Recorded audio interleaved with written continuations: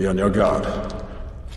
There are older and fouler things than orcs in the deep places of the world.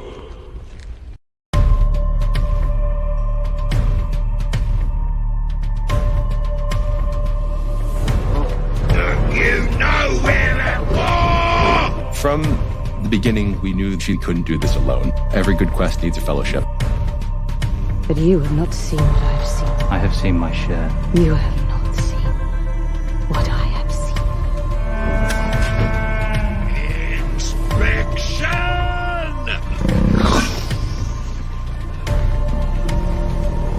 We don't change anything, but we interpret everything in this incredible, unique way.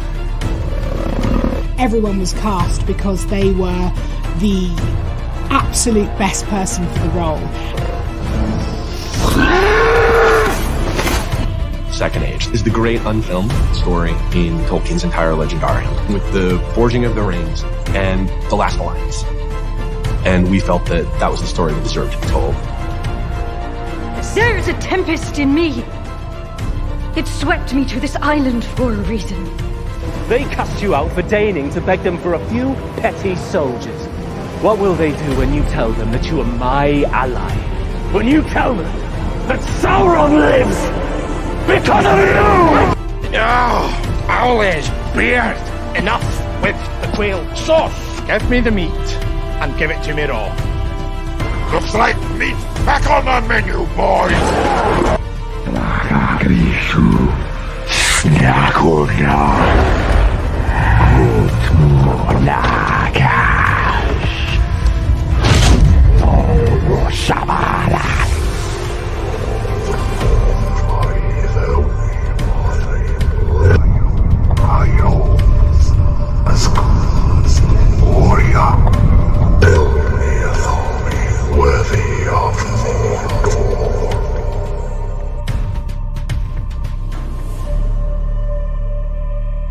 One does not simply walk into Mordor. Country.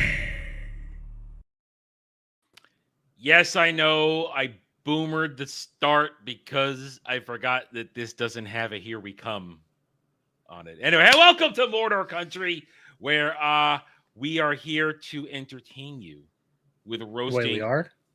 Shut the hell up! I'm gonna slap you so hard you're gonna wish you did squats last night. Anyway, welcome to Mordor Country. We're here to have fun. Alf is not joining us. He had a real life thing at the last minute. He will try and get back with us if you're watching on his channel, because he is simulcasting it with us. So if you're here from Alf's channel, he will be here hopefully eventually. He had to step away. Either way, welcome one and all across all channels. We hope you guys are having a nice Saturday evening. I did leftover ziti, chicken patties, and tenders and sausage. It was delicious. And Dermy, what'd you have for dinner? I haven't ate. Well, that's a you problem. How you doing? Oh, I'm alive. You know, I had a monster. I'm here now, regretting my life choices. Kind of wish that something bad happened to me while I was watching this show, but now I'm here. Well, aren't you just your own bad thing? I mean, normally, yeah. Yeah. Anyway, you sent me the link, and I said I don't want to, and I told you to cry more, bitch. That's what I said. Anyway, Jed, you just finished this a little while ago. You're still traumatized, huh? Oh, I'm very traumatized from the episode itself, and I spend way too much time on Twitter, apparently, because the stands are just absolutely disgusting with their fetishization of Sauron. It is bad. So many holes, so much goo, so much grossness. Did you see the one where they're stirring the pot and somebody said, "Oh no, they're cooking Sauron"? Did you see that one? I didn't see that one. The one I just saw was to be the one ring on his finger so that he could pull it out and put it back in over and over again. Yep. All right. So now life choices. I also spent too much time on Twitter this afternoon before I went to get my haircut because I'm just sitting here waiting for it to start going. All right. And I got blocked 3 times today. Once by a Disney stan who was a furry, but the other 2 were Rings of Power stands. So I did my work. I mean, ABF, I try to get blocked on Twitter. Do you? Believe it or not, no, because I try to be as nice as possible when I'm just throwing facts at people. I live to troll the stands. How you doing tonight, man? Good, good. No, I like to draw it out as long as possible until they tell me to off myself, and then I report them, and then they get banned. So. You see, once in a while, I'll get the rando DM to Minecraft myself, and then I report them, and then I get the message so and so has been banned from Twitter, and then I feel good because it's usually their entire life. Hey, the kind of person. Adam, I have a serious question for you. Yes. You have dark mode yet? No, I don't. No, I don't. Have you found your penis yet? Yes. Did it require the microscope? No. Well, good for you. The tweezers helped, I guess. Rachel, hi. Are you regretting this yet, Rachel? Are you regretting joining this panel yet? Nope, not at all. I love it. I love it. How you doing? I'm good. Honestly, I much prefer to be around the boys. Girls are just unnecessary drama sometimes. I'll be fair. Then why do you want to be around me? I was gonna say, yeah, because we're all in on making fun of you, Dermy. Oh, she gets it. I get it. I can respect that. Before we continue, Rachel, I think you should tell them the story of our waitress from last night. Oh yeah, so we went to this place called Sicky's Garage. I know a few people in chats have told me to visit it out here, but she seemed really nice. Nicole, shout out to Nicole if she watches. I know Jed did kind of like throw this stream out there to her, but we met her and she's a big Lord of the Rings fan because she was looking at this, which Jed got me for my birthday last week. Let me zoom in. That's awesome. Let me zoom in. Oh, nice. Mm-hmm. Jed, you never got me anything that nice. Nope, never have. Next birthday. But Nicole was super sweet, and she was just like, we got to talking about Lord of the Rings and stuff. She was lamenting that that she didn't have any friends who were into Lord of the Rings and Tolkien, and then it somehow got onto the topic of Rings of Power, and we're kind of just holding our breath of like, is she going to be a stan? But no, she wasn't. She was ragging on how much the show sucked. She's a pure blood. I'm like, yeah, she's one of us. Yes. Oh, yeah. She was a big fan. She was talking about getting the shards of Narsil tattooed down her spine the whole way. Like, she's the whole 9 yards Lord of the Rings fan. But she kind of was tentative about bringing up Rings of Power to us as well. It's like, what do you guys think about the show? And as soon as we said, oh, yeah, we hate it, she just went off on it. Unfortunately, she did say she liked Arondir, Don Lemonless, or Legolas the Black, but besides that, it was right on board, and it was just great to see someone out in the wild too. Not like us. We're not in a bubble. It's not just us. It's always that thing. You're always chatting up somebody new. Maybe you've got something that signifies your particular nerd passion, and you gotta wonder: are they gonna be one of us, or are they gonna be a stan? And here, sometimes I wonder. I mean, I'll pass people wearing Star Wars shirts in the crowds sometime, and the ones that have the faded ones that look like they're from the 80s and the 90s, I'm gonna think to myself, I bet they're on our side. I'm gonna guess, because that's I think a you'd really have to be a old little school bit. shirt. Yeah, I think you're gonna have to be very careful with that one because there's the fading effects that they do on shirts and shit like that. So well, this was like usually like fat white dudes, so I'm kind of assuming that they're probably okay. Yeah, they're probably more based. Yeah. But either way, it is nice to find them in the wild. Then again, I don't talk to anybody when I go out because I just want to get my shopping done. And honestly, I don't speak a lot of the languages around me these days. So racisms, what do you know? Is there a lot of... No. Well, one time in Costco, during the height of the coup, one of the employees there, when I didn't want to wear my mask, he came up to me and was chirping at me. Literally chirping at me. And I finally was pointing at my face, and I realized he was angry because I was chin strapping it, and I pulled it up, and then when I walked away, I just pulled it right back down. But oh please, I was so resistant during the time. If they were watching me, I would do the right under the nose things. Like, what are you gonna do? What are you gonna do? You gonna stop me? I have it on. This is under my nose. I resisted that so badly, but that's the closest I've ever heard to click, clack, clack. Other than that, it's mostly a lot of variants of languages I do know or recognize. They're all around me, and I'm a racist, and I can't understand what they're saying. So I'm frightened and afraid, and I want to come home to my incel dungeon surrounded by the things I know and understand. Because apparently we're all incels because we reject this stuff. Anyway, right. Hail and howdy to everybody across all the chats. We are happy to have you here. Hit those like buttons, subscribe to the channels, and let's get started because guess what? Rings of Power is with the penultimate episode now upon us. This really is a true masterpiece of failure. I mean, you realize what goes on in this episode. I called this episode, when I got started my review, it was a schizophrenic mess of the different plot lines and characters.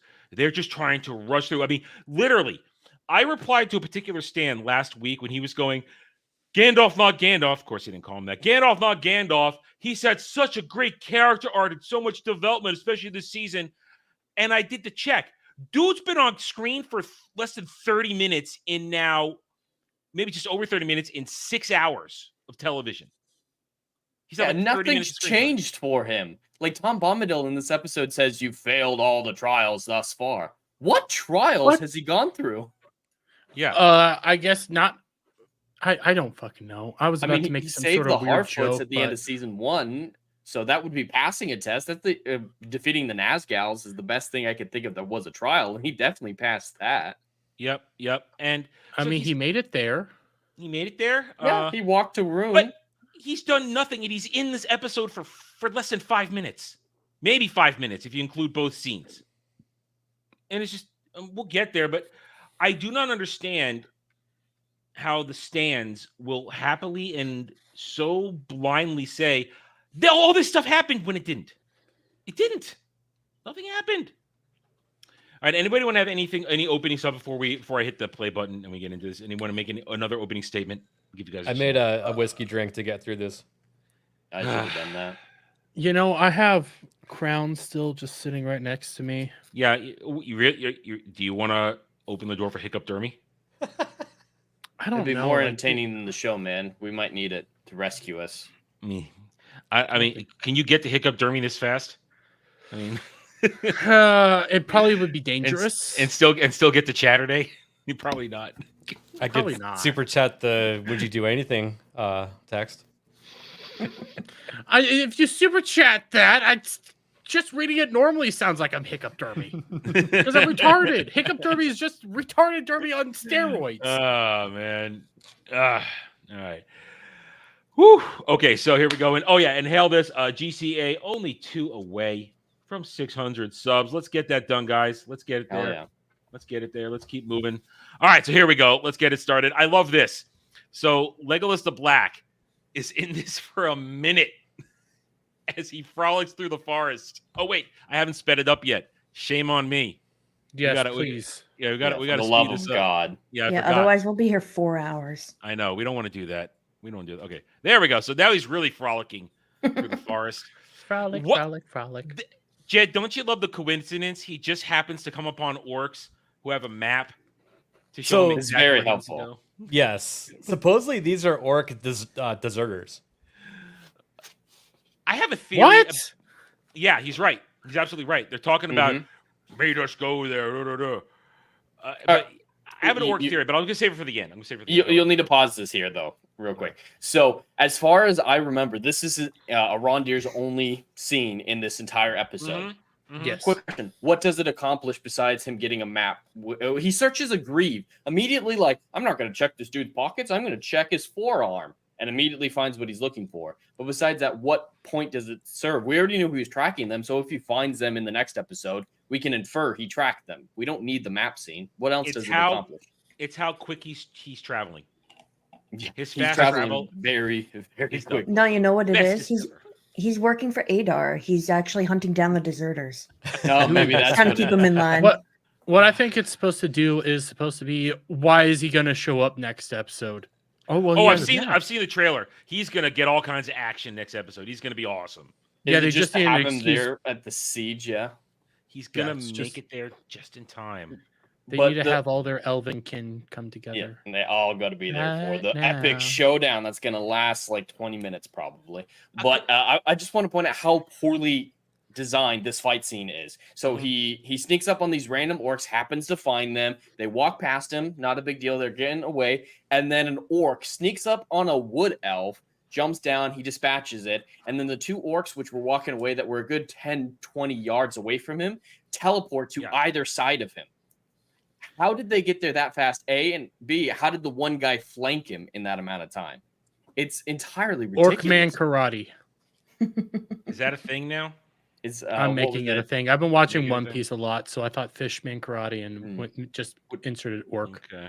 What's it called, Adam? Force sprint? You do a force sprint? Oh, force sprint. Maybe. Oh, well, listen. So you speak of force sprint. I brought this up in my review. I want to know if you guys spotted this. They really leaned on Star Wars heavily in this episode with a couple of the speeches. Didn't hear that. Oh, I'll point it out to you then when we get there, because I heard it loud and clear. I have a question. Do you think this was their Juicy Smollett moment? We got two orcs coming up on a black man. Mordor country. Yeah. We finally got it, and we missed it. Yeah. This is why the entire show, This is Mordor, was created for. Yeah, this moment, and we missed moment. Thanks, Jeremy. I guess you, Jeremy. I guess you've served your purpose for the evening. Yeah, I have a few more. Don't worry, they're gonna get worse. You just earned your keep tonight, Jeremy. Good job. All right. So he's gonna, like Jed said, he's gonna reach in there and just go right for it. Because he sees it just tucked in there. And it's like, no way, that looks exactly like a map. Oh, it is a map. Oh, it is a map. It's gonna exactly ready to go. I have to frolic It was away. so dark that I couldn't tell what he was looking at. I didn't know it was a map until Adam said it a minute ago. Yeah. I just couldn't see anything in this episode. All right. I had to Here's turn my the brightness up on my phone because I'm not. Here's my favorite I'm part. so given up. Here's my favorite part. So now we got Celebrimbor. They're struggling making the 9 rings, and we're gonna learn they're out of mithril and all that kind of good stuff. And he's yelling at everybody, "Get out!" And now this supposed breakdown of Celebrimbor, where he can't even remember chick who's hotter than Galadriel's name. Has his downgrade from intelligent person to blithering idiot been chronicled well enough in this? Oh God, no. Not really. I was trying to think about it because it kind of just came up randomly last episode, and now we're all of a sudden he's borderline about to start talking to himself. Like it kind of feels like they're trying to do a Bilbo moment. Maybe like when Bilbo's like freaking out, going schizo. Well, what they're trying to show is that Sauron's playing little mind games on him, making him think that he's going crazy. Yeah, I think that's what's going on. But then here we go. First of all, it's just a toxic relationship. When I look at this, is something about the Ring Forge just looks wrong with that molten just sitting there. It just looks completely wrong to me. It looks too it's too CGI. All right, so Sauron, go ahead. But what I want to point out by Anatar's manipulation of Celebrimbor in this episode is it just doesn't make sense. He keeps saying for the next several scenes that we see them together, stop, you must work on the rings. Don't leave, you must work on the rings. But they don't have mithril, so what work is there to do? And he's just making him crazy so he can't do his work. Doing sketches later. That's what he's actively making it so Celebrimbor cannot do the work he wants him to do. Every single manipulation he does, it just makes it harder for Celebrimbor to do his work. It's completely counterproductive. You guys are getting it all wrong. Okay, this is an example of a very toxic relationship. The only problem is they have the genders reversed. You mentioned that. We get our favorite line here. He comes in and he's gonna sends everybody out, and he's gonna reassure him with how Celebrimbor, it's okay to be so into your work. Or you were going so deep into it. Coming out again has become an incredible burden. So deep.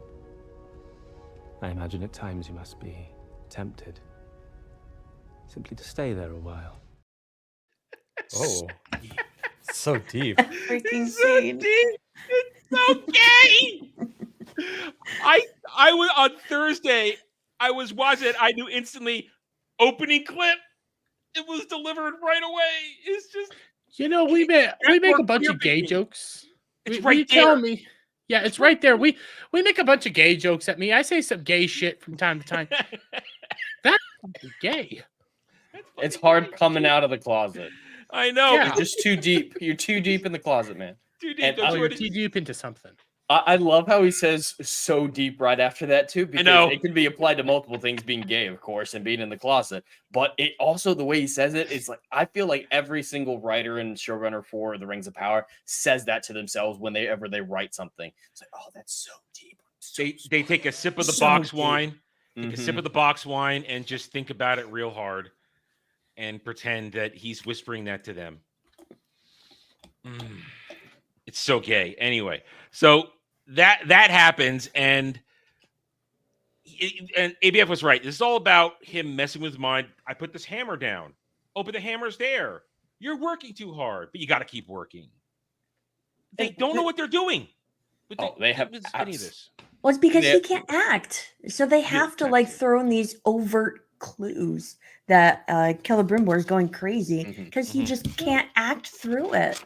Is it acting, or is it the fact that they don't know how to write? It's has right because the dude playing Celebrimbor, I know him originally from Downton Abbey, when his character in that one is Edith's would-be husband, and then goes and gets killed by brown shirts in 1920s Germany. He's a good actor in real productions. I was just talking about this last night. I've seen bad actors act well because of good writing before. Yeah. They just didn't write it very well. Yeah, Downton Abbey is top tier writing. This is not. Yeah. And this is bad writing, bad direction, and I think the actor doing Celebrimbor is doing his best, but I think Anatar is just completely wooden. Charlie Completely Vickers wooden. is terrible. Charlie Vickers has zero range. He's He a only thirst knows how to trap. play- That's all he is. He's just a thirst trap. Thirst trap and incel. That's all he can do. Yeah. Well, my question with Sauron after this scene and the big one later on is, what is his power level? He suddenly exploded to being a mastermind, to be able to put a vision on the entirety of Eregion. But he can't, fight in the flashbacks we saw in season 1. He gets killed by a couple orcs, or Morgoth's crown, apparently. And the serpent, he survives. He actually passes the trial that Muriel goes through later on in this episode. Sauron passed it. He's favored by the Valar according to their rules. Now, a quick question. I wish Alf was here. Is that supposed to be a Silmaril? That's Feanor. Yeah. Is that him holding a Silmaril? I believe so. I mean, what else would they have Feanor with? I mean, that's really underwhelming. That's for the things that made Morgoth cry. Celebrimbor is his grandson. So he's walking out, looking up at that statue, thinking, "I want to be as great as he is." Is that? I I thought all the Cimarils were.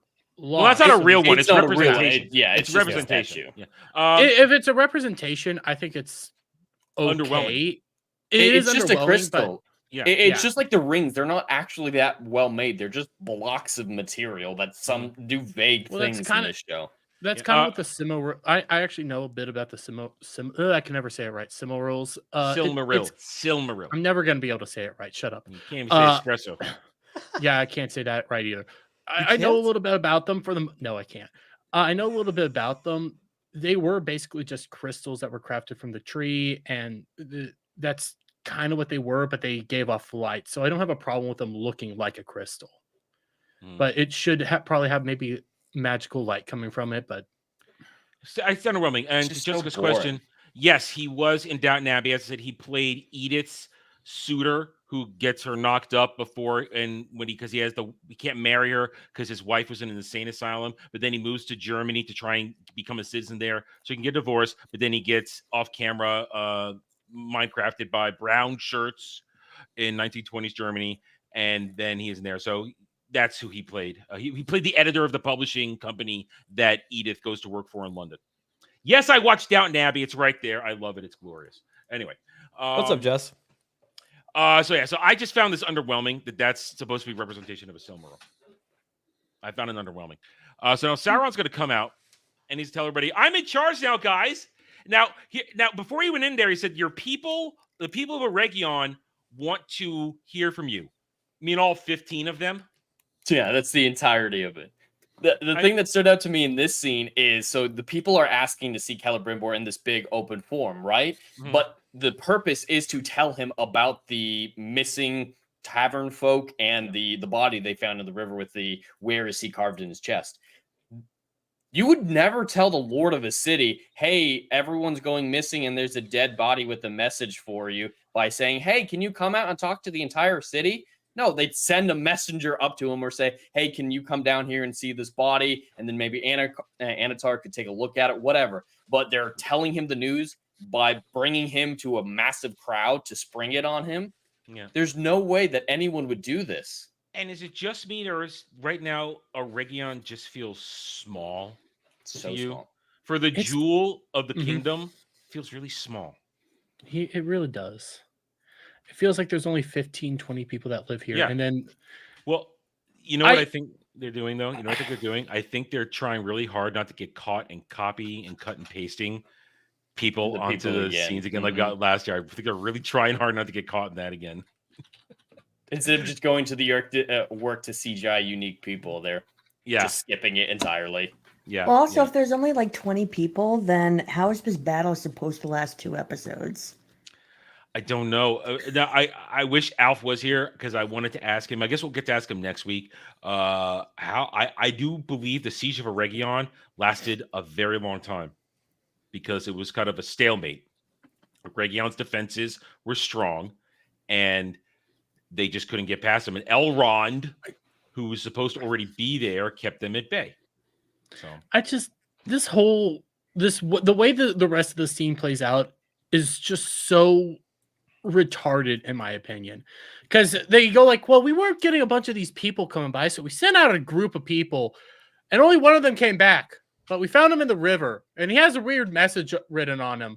In Mordor speech. Mordor speech. Yeah. And we don't know what the heck's going on. And then you get Sauron just walking up, the thing, and you see smoke in the distance. Like, they're right outside. You can't tell what's going on. Well, what was written on the body was the title of the episode. Where is he? Yeah.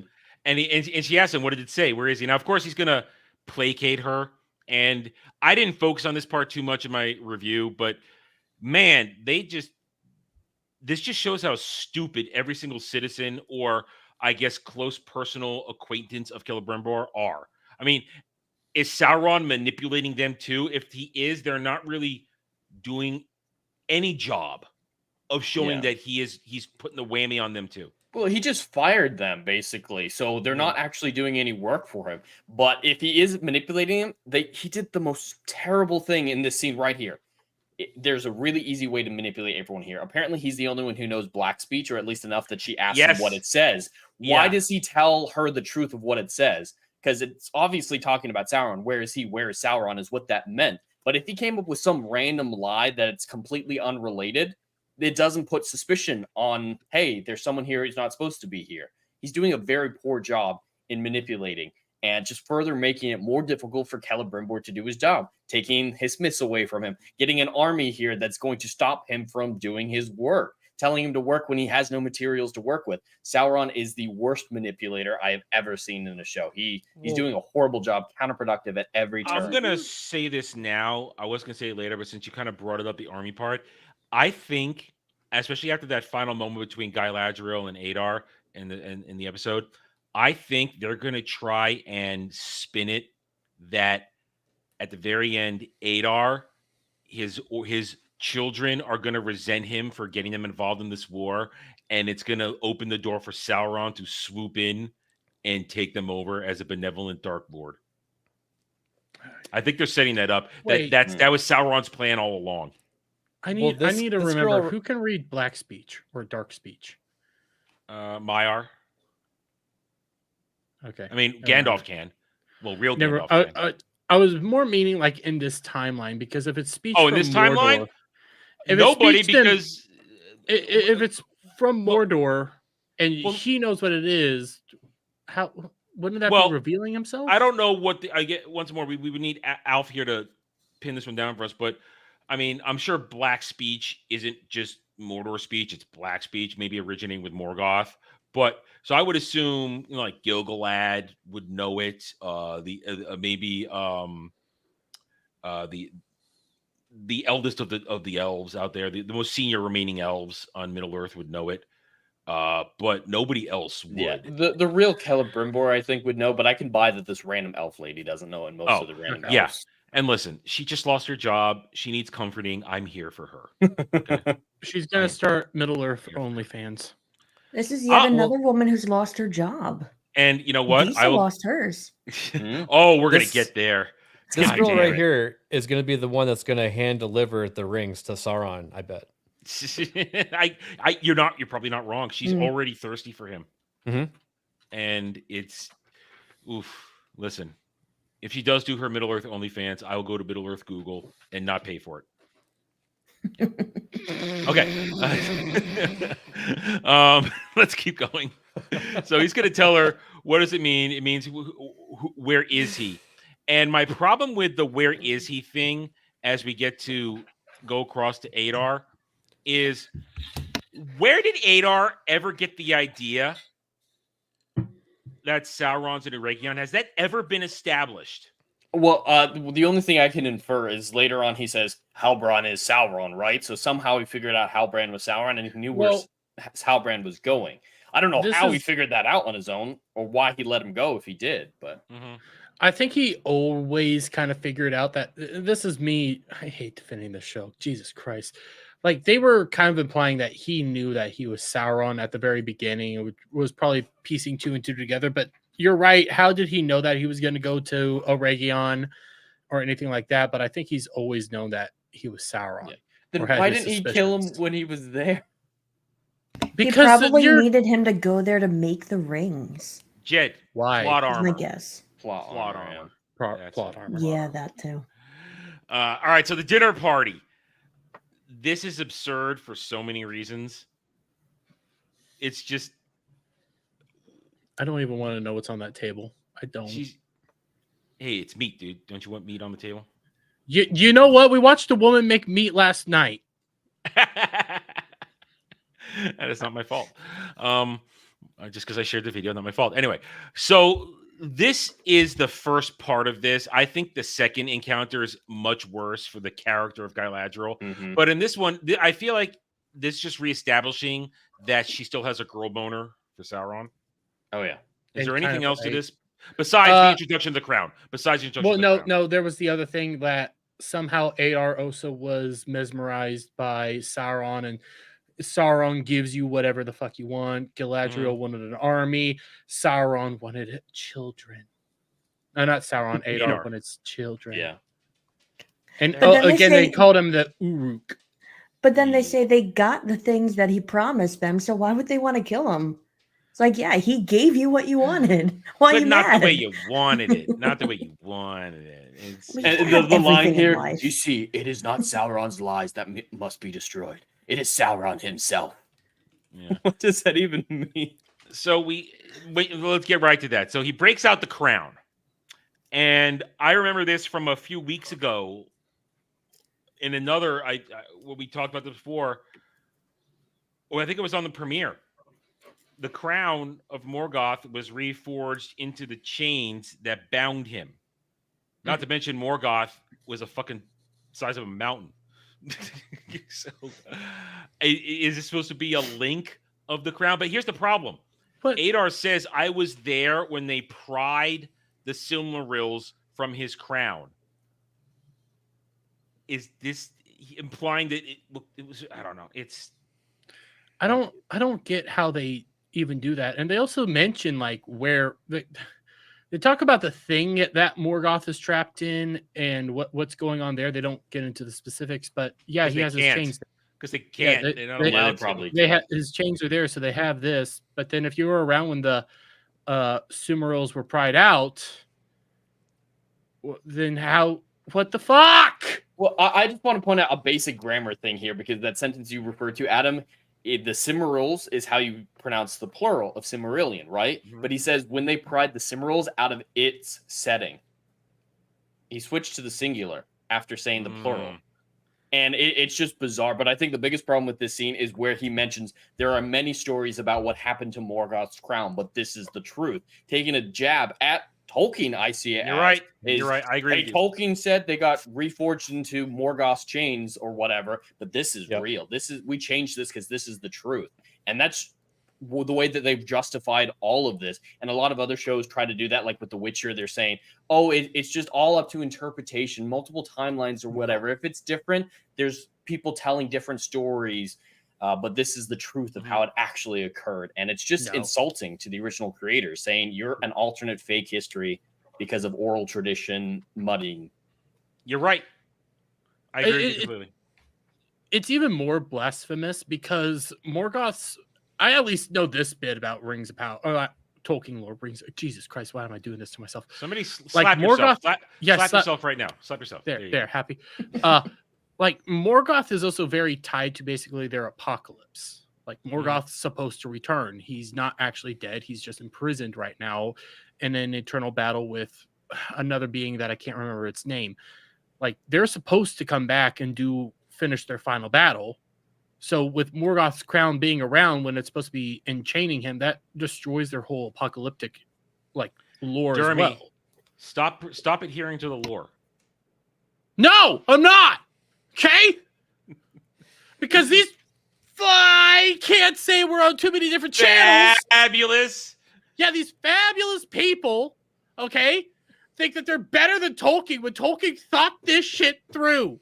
He was very meticulous in every little thing he did. And these guys think they're better than him when we're just... Jed pointed out that they screwed up the goddamn plural and singular. Yeah.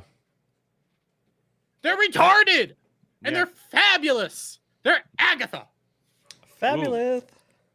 Ooh, dude, that's mean. That's really mean. Yeah, I'm getting that's there. mean. Okay, that's what I have with the show, and I'm not even drunk yet, and I'm angry. So he's basically going to say, because I had the crown, which I ganked him with, and if we have your elven rings, we can put an end to Sauron.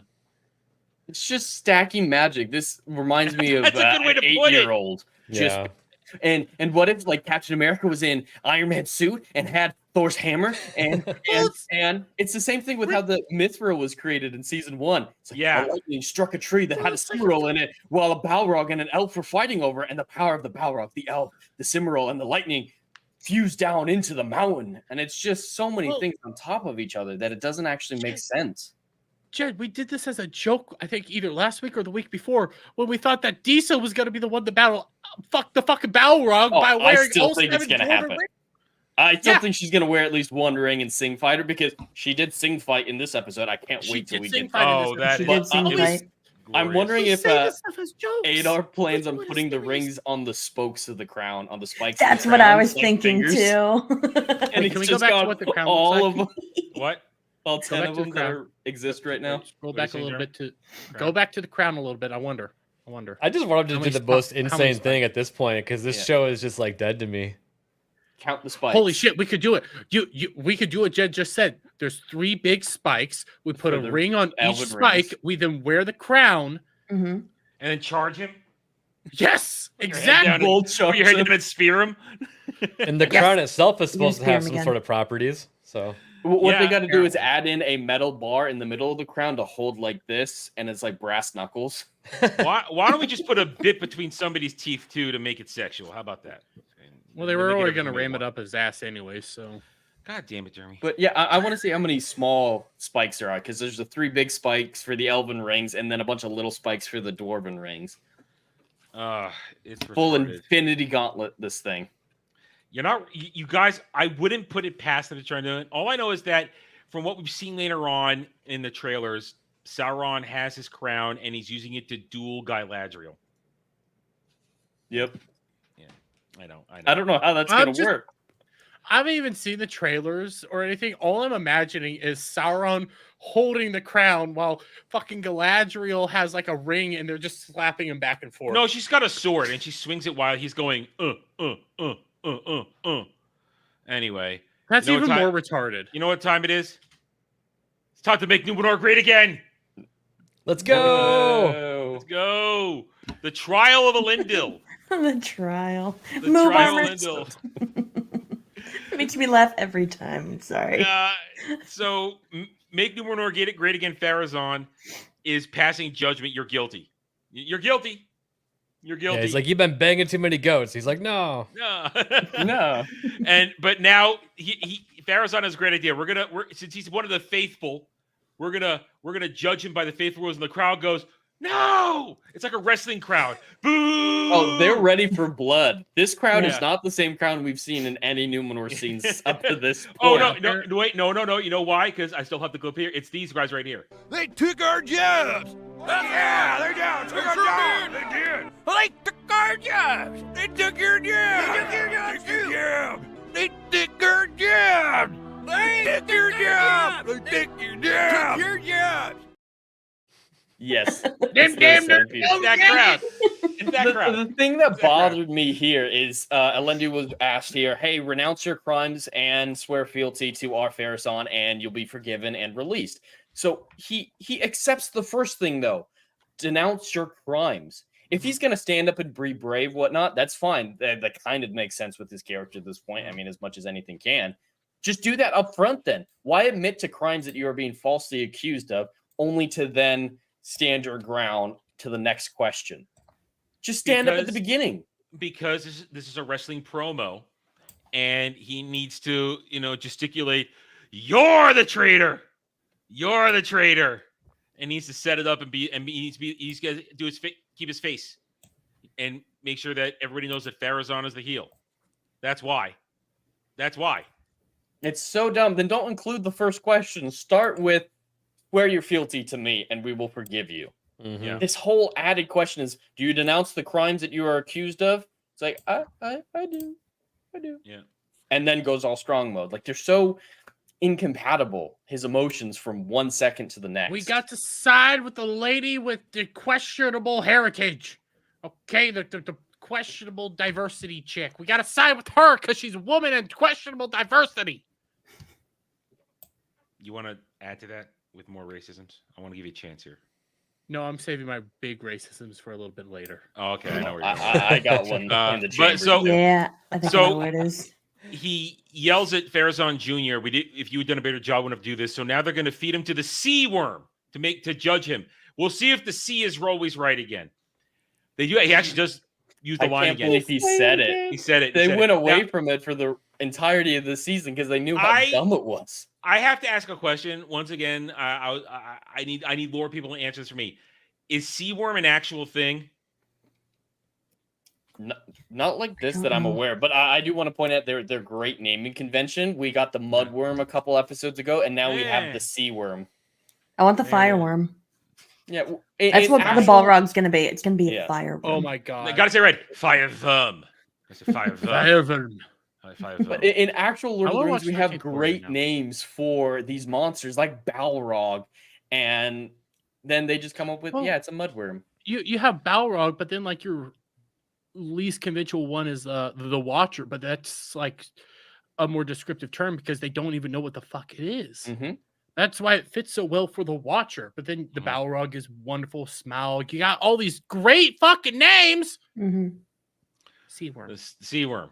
No, we got the Earthworms, Legatus, and the Hobbit for 2 seconds for no reason.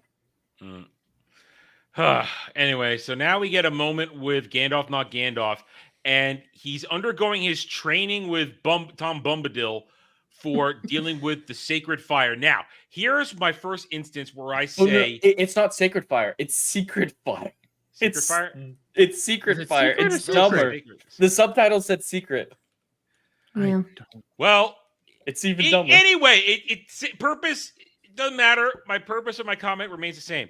When I was doing this and I watch it, and I mentioned this in my review, this feels like this whole situation, this and then later on at the Orchard of Dead Trees, I feel like they took this right out of Luke and Yoda on Dagobah, where Yoda is where he's trying to say, I need to master this thing, and he says, no, the fire isn't to be mastered, isn't mastered. I feel like it's basically ripping off the Force is your ally.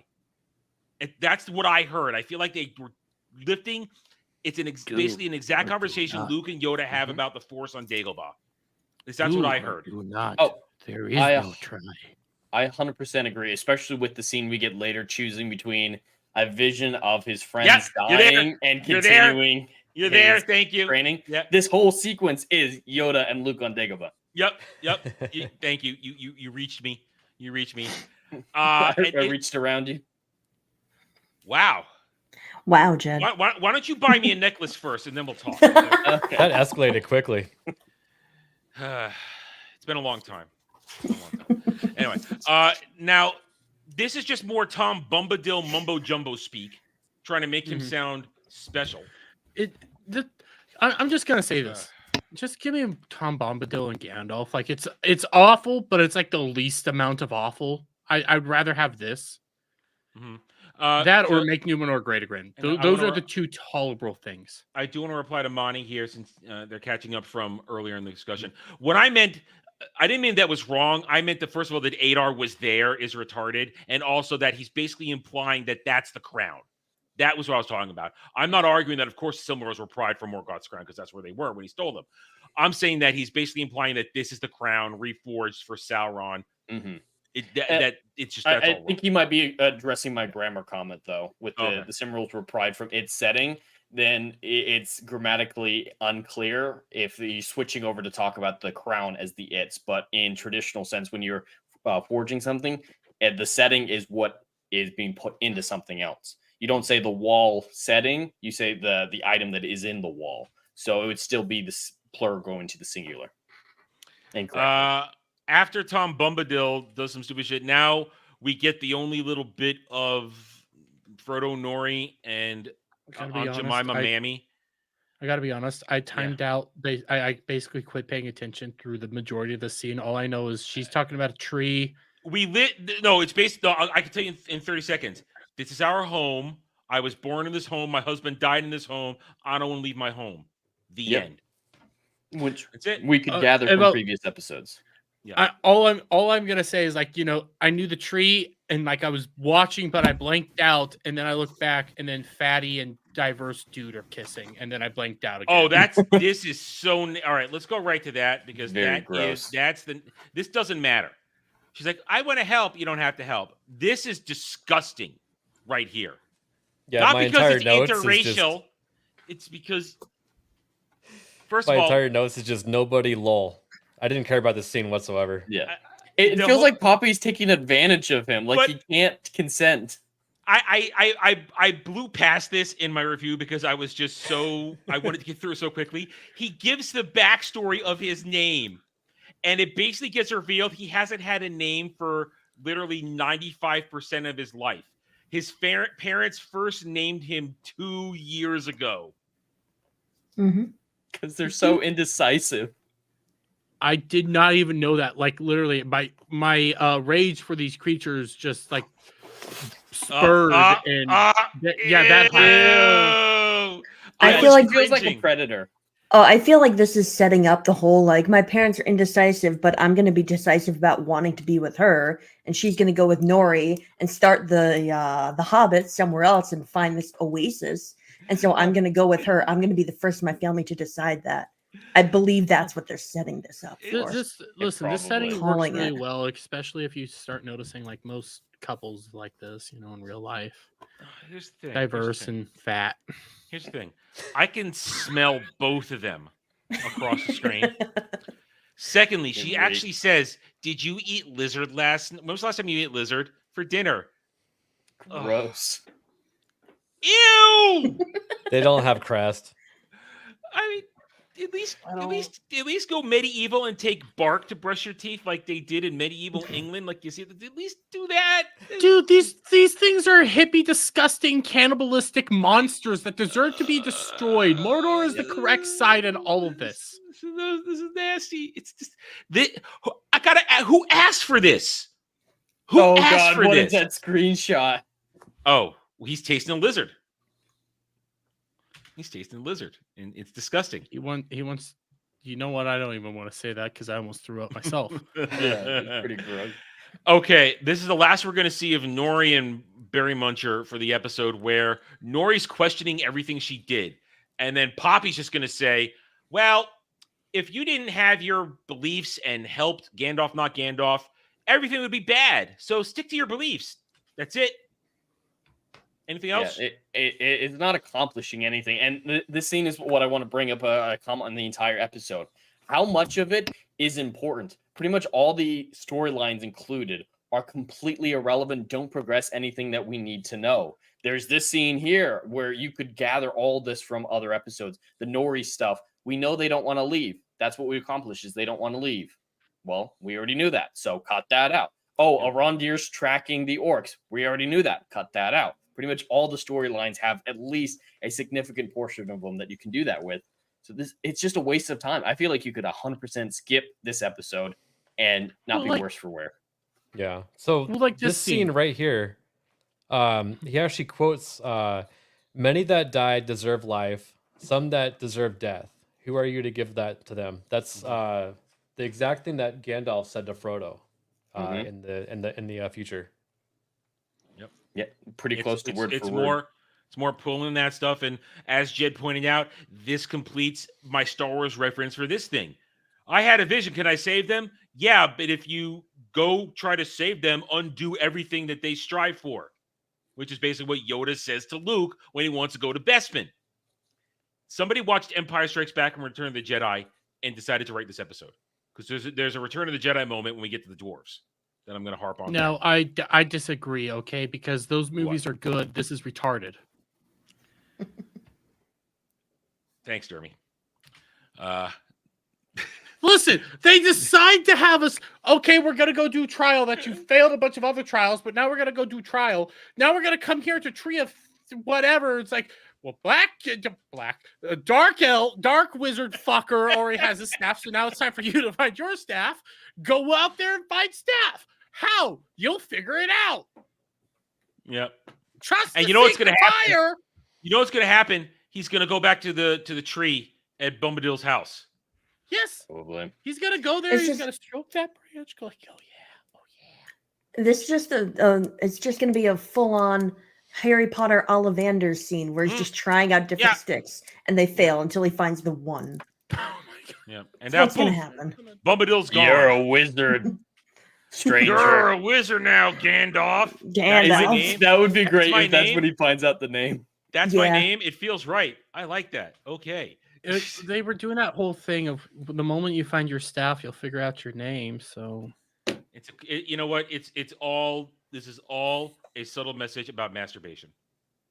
Yes. Yeah. But are you jerking yourself off, or you're jerking off somebody else? Well, it's about puberty. You know, when it'll happen when it happens, when you find your staff, and you'll know. You'll know it feels right when you hold on to it real tight. You know what? You're right. Can I just say something about this scene? They said put your beard into it. Yeah, that was an actual quote. I think I missed that. Yeah, it was inspirational quotes from the foreman to get the guys working. The subtitle said bread, though. It sounded like beard, but the subtitle said put your bread into it. It was bizarre. They're delivering the riches, which are instantly cleared out in the next scene. Well, they're already fitting them into crowns and coins and cups and everything. They're doing a lot of this really quick. Yeah.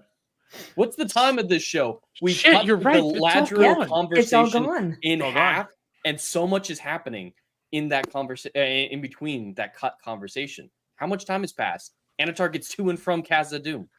Well, listen, he is Sauron. He can teleport. Okay. Well, at least enough that the people around him can take it seriously. Yeah. Wait. I'm even more confused now. So Gold's disappeared because of bad editing. Where the fuck's Sauron? He should be right there. Are they gonna try to argue? He's right here. He's right here. He's right here. You would see him, you fucking right here. Everybody would fucking see. Goddamn Durin the fucking third would be like, I'm right here. I obviously can see him. No, you can't.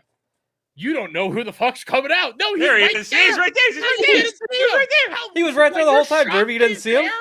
You didn't see him? You didn't see him? Oh my God, you didn't see him? He's right there. Just open your eyes. See, now, I think that Durin the Fourth is most angry because Sauron is a boyfriend stealer. Mm-hmm. And he's afraid when Femron comes back, he'll only have eyes for Sauron too. Just like Celebrimbor. That's what I feel like. This isn't anger at his dad. This is anger at don't you take my boyfriend. Now, I find this whole speech here, we need Mithril. Can you give us Mithril? And when he says no, after he goes away bad, I don't want to skip by it though. When he tells him to, when he rejects him, because I want to freeze it right on the moment. When he says no, you're not gonna get it. Here it comes. Wait for it. Fuck that. Yep. Why? Yeah. Fuck that. That is. So it's like basically, hear me, Balrog. Wake up now. That's what I interpret this as. So that's what's happening. Yeah. Sauron is trying to make a timber deal so that he can anger the Ettins and also wake up the Balrog from them overmining the mountain. Yeah. At the same time. I don't like this scene because it's implying that the Balrog is fire when the Balrog is shadow that looks like fire. Yeah. Oh yeah. It's true. It's retarded. And are they also saying now that the Balrog is going to wake up because Sauron told him to in That's revenge, what I rather interpreted than it as. because it's the dwarves who delve too deep? I interpreted it exactly as that, Rachel. I interpret it as Sauron is now telling the Balrog, "Hey, little buddy, it's time. Hey, Come little buddy. on." Hey, little fella. What's it been doing since it woke up at the end of season 1? Do you really want me to answer that? Yes. Masturbation. He's been asleep for a long time. All right.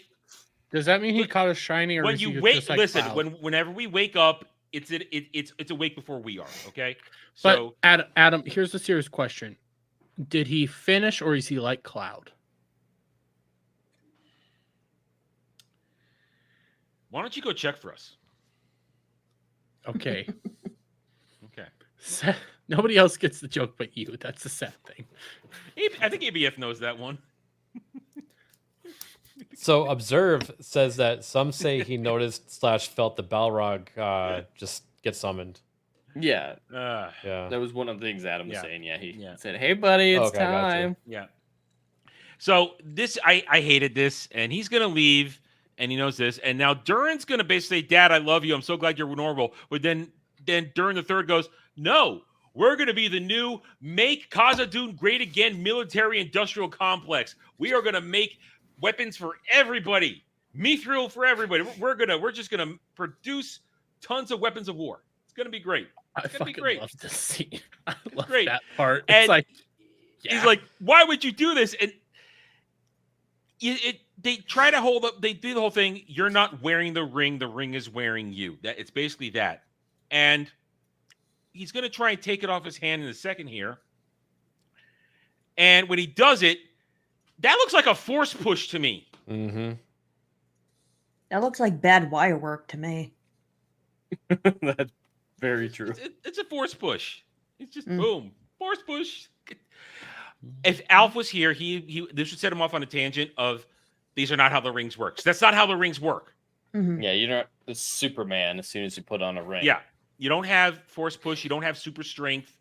They're rings of domination, is what they are. The rings of they're rings of suggestion and stuff like that. To dominate you, huh?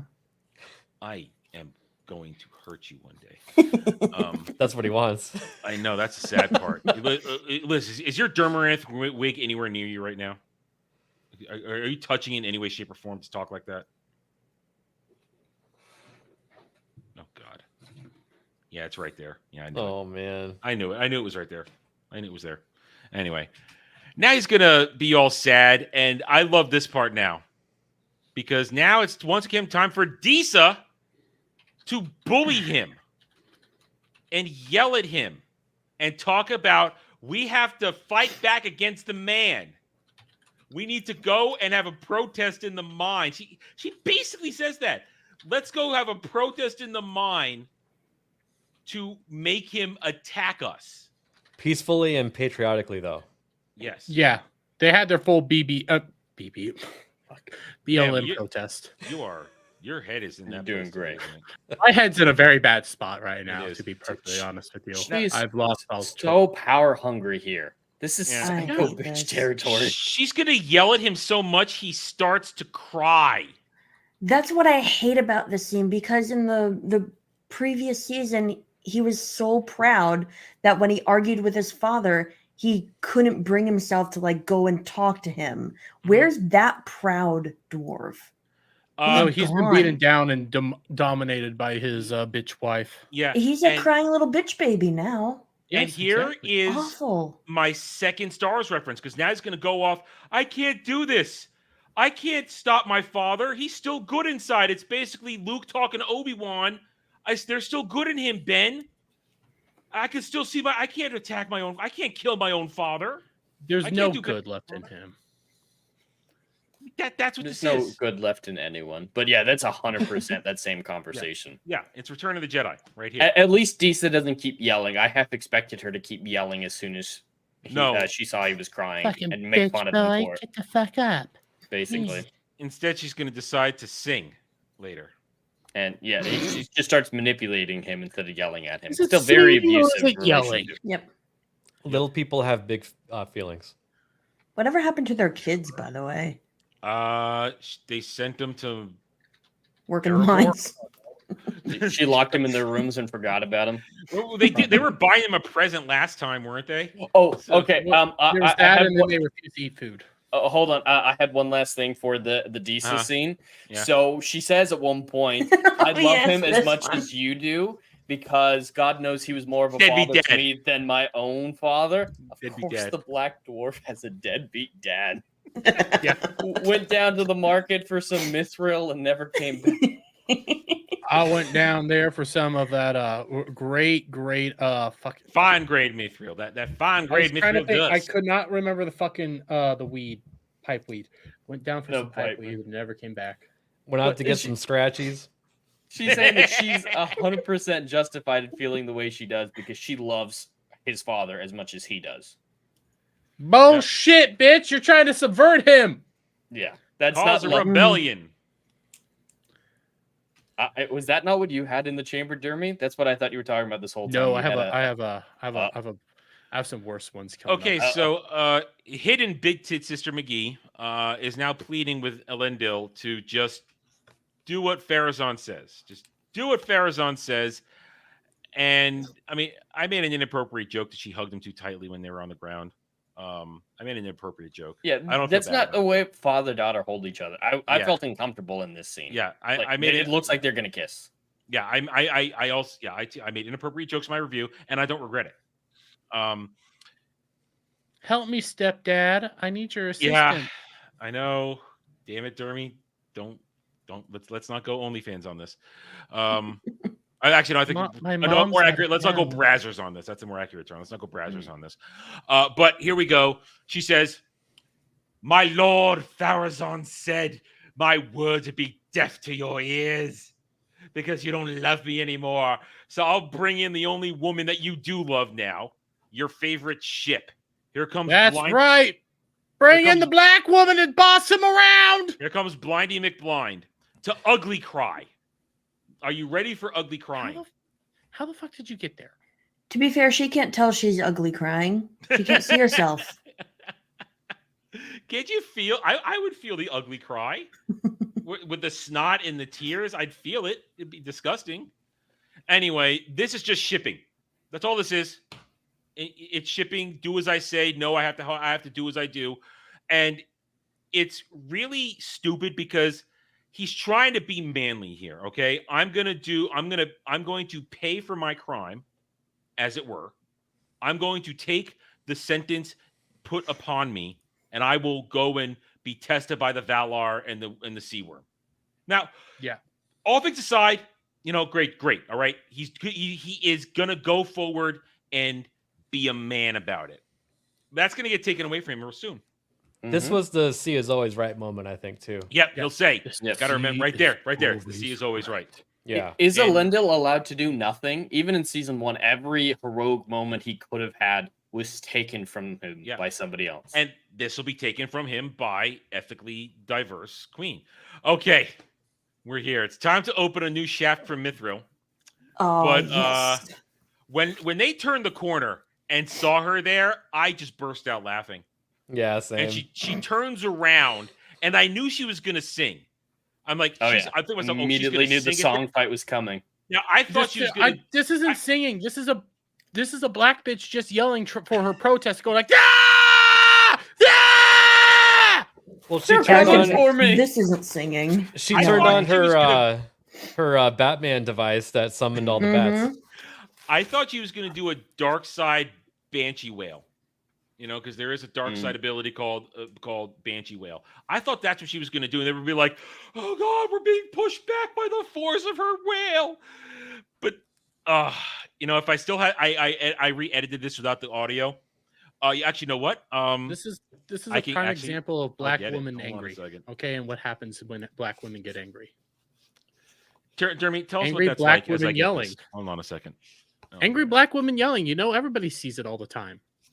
They just start screaming, yelling, shouting. They make all sorts of crazy noises, and then people just run away because they don't want to deal with it. It's not working. Why isn't it working? Jesus God Christ, damn Adam. it. I didn't expect it to do this. I don't want to have to go to the actual review because then you'll see. I had the clip. My Camtasia's not opening. It's being retarded. It's loading forever. There we go. I got it. I got it. Keep going. Keep going. Probably when I was talking about black women are yelling. Wait, what? What Jess said in chat is kind of interesting. Oh. Sweet Jesus, what did I walk into? Says Dre. And then what? Dre's here. Hi, Dre. You know what? This will be perfect because then I said this earlier, but bats in the lore are related to vampires, which are evil. Of course, so Disa is evil. Well, Disa's always been evil. I don't Most get black how women are. singing summons bats, though. Because it wasn't how could you singing, make it was sure they were there? screeching. She was screeching. Well, Okay. Jed, are Only you the like bats could a hear bat singing that. expert? How would you know? It's a fair point. Well, I don't she, think was- she anyone was is she was singing screeching at such a high pitch, okay, that the bats resonated with it and understood immediately at the supersonic level that they needed to come down and go fight off the workers, okay? all right, Because it wasn't supersonic or hypersonic. It was this.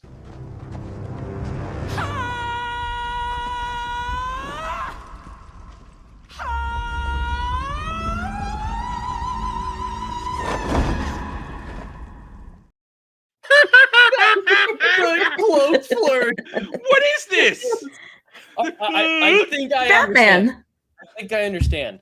She has been terrorizing these bats for decades, eating them, slaughtering them, and trained them to fear her scream. That the moment they hear it, they immediately take flight and try to escape the mountain. They're finding the closest tunnel that they can dive down and just get as far away from her bloodthirsty class. That is a theory I can get behind, Jed. Yeah, I believe it. That's why she's so I'm fat. still- She eats only bat meat. Yeah, I like that idea too, but I still stand by the fact that they think this is actual like activism and protesting. So we're just gonna yell and flap our arms and go. Here it goes again. So bad. It's But so wouldn't these dwarves be familiar with these bats enough to not be afraid of them? Like they run away screaming, but they don't attack like Disa or Durin, so they're not dangerous. Here's the other thing. If they have been getting ready to mine this, I think they would have cleared the bats out. Yeah. These are professionals. When you're starting a new mine shaft, you clear all the beasties out. You don't leave the beasties around because they're unpredictable. Yeah. There's no way that the scene makes sense. At best, the orcs should have just ignored them. It kind of Ignored reminds that. me of the Indiana Jones Sean Connery scene where he's getting the pigeons to fly up into the prop plane.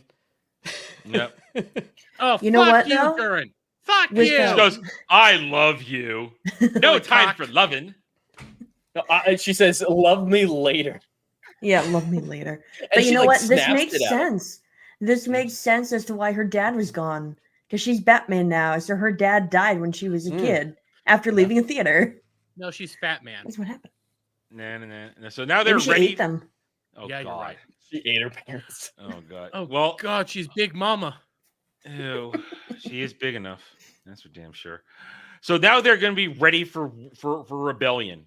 And that's it for dwarves in the episode. Guess what, guys? We're over halfway done. They're having. only? I'm telling you, this is BLM. No, protest actually, right we're about 60% done. there. Oh, here's the moment. Here we go. I have a couple of things I could need to say about this while we're in here. So we already referenced it. So we'll skip ahead. Here he comes. I'm ready to do my duty, but no, I will steal your agency. I will do this for you. Jed, you're absolutely right. He doesn't get to do anything. Not even season 1. Yeah. But I just want to point out, so the evil snake monster, ocean sea worm, that's terrorizing ships, nearly killed Sauron and Galadriel and whatnot, is working for the Valar and is able to make determinations on their behalf, and it listens to horns. Aren't there more than one? Is it Jed, what you're failing to understand is this. It was trying to stop the entire show from happening and taking out the biggest It's the real problems. hero. Yes, it's the real hero. It's the real hero. Now, is this all of Numenor again? Just the 20 people Apparently. that exist here? There was Now- more people in that goddamn courtroom. Yeah. I just want to point out, where does the sea snake or whatever get into this little cove? I little guess hole. there's underneath A little baby know. tiny hole. It's going to use tentacles. You know, it's coming from the back door, not the front. It's gonna grab her That with water its would sea be a lot worm. more tumultuous if there was a big opening. Now, I will say this. Let's just get right to it. The CGI is not bad on the Beastie. Yeah. Yeah. I thought the Beastie looked okay. Mhm. And then, so we could sort of see it through the the overlay. Text, the overlay. Thank you. We could sort of see it. It's not bad. But there it is. That's a good shot. It's okay. I have no problem with the Beastie. I don't know what it's trying to be. Those tentacles are all over the place. But Okay, now here's this. So, Hentai. God damn it, Dermy. Now watch this. Okay, so he's about to announce she's guilty when, of course, she's not going to be. But now they should all be goddamn wet. Yes. As that splashed up, and they altered it too. Now that I look at it, I didn't notice before. What happened to the steps? Oh, that she from the walked aerial down? view? Yeah, you're right. That she walked I down. think What I can happened to the kind of steps? see them. I can No. kind of see them, but I don't can't see know. them anymore. Well, they should all be wet. Everybody's perfectly dry. But this is just proof that the freaking sea worm doesn't like dark meat. That's pretty good. But it just I'll spat her accept back this. out. I disavow, but I accept it. When I was watching this for the first time, I actually thought that there was a chance that she would come back out of it with sight. Oh, Wow. That wouldn't That have never occurred to surprised me. That never occurred to me. But I just want to point out that scene with her under the water with the sea worm looks almost identical to the one from the first episode with Sauron, staring down the sea worm. So did he pass the sea worm trial that she just went through? No, because it never got near him. It kind of went around him. It didn't actually. Well, touch it him. didn't kill It him. but it didn't touch him. It touched her. Okay, Now, is wait, that now- the qualifying factor? I don't know. Now, look. There's paving here. Let's go back a second. Look. That's No poured paving. concrete. There's no paving. Where did it go? This shot's probably CGI, and they forgot to add it. You're right. Very, very. You're probably absolutely right. Because those people look fake as shit when you look at them. Yeah. That's They not look like standees. They didn't have the money. Well, actually, they did have the money because they wasted a lot of their money for an aerial shot on a helicopter. So yeah, you're right. Where's the paving? Where's the steps? Where is everything? Anyway, all right. So she's been judged. Why and didn't now she bash her head? That was a hard blow that she took. Jed, it gently put her down underneath the. Oh, okay.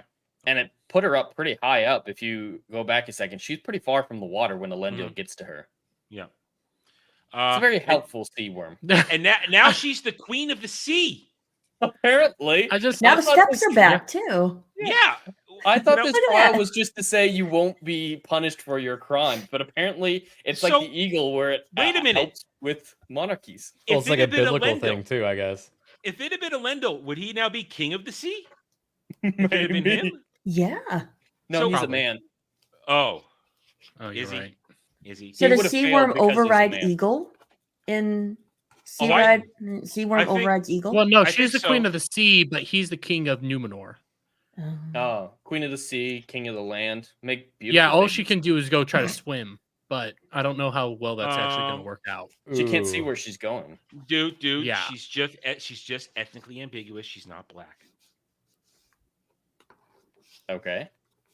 Well, Are Jeremy we said she sure? can't swim. No, I implied it. I didn't say it. Fabulous. Anyway,